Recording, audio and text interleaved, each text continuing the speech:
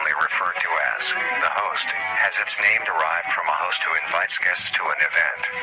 Not to be confused with a host, a harborer of parasites or disease. The host is a semi-humanoid-looking organism. It has the structure of a head, torso, and arms.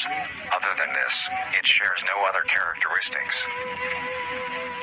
The lower half of the host is comprised of a mass of fibrous tissue and tendrils that burrow into the ground to hold the host in place. Instead of skin, the host is covered in muscular tissue fibers, tendons, and veins. In some parts of the body are covered in a meaty plate, used to cover any large exposed areas, but allowing movement.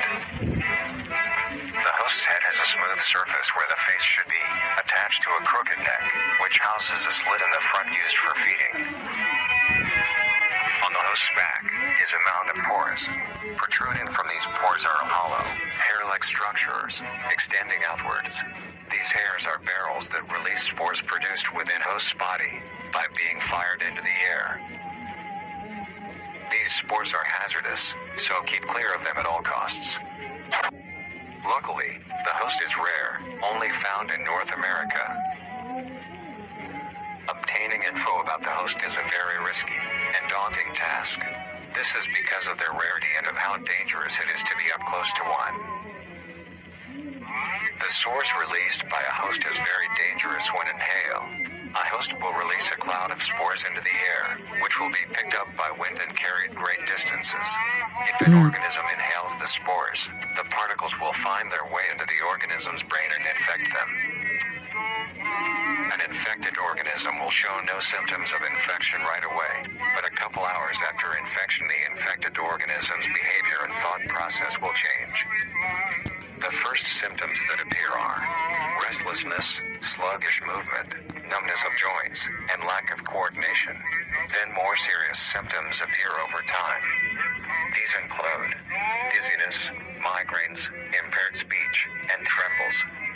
If you, or someone you know show these symptoms, contact poison control or emergency services. After a total of 6 to 7 hours after infection, the organism will cease all activities they were previously doing and begin to walk.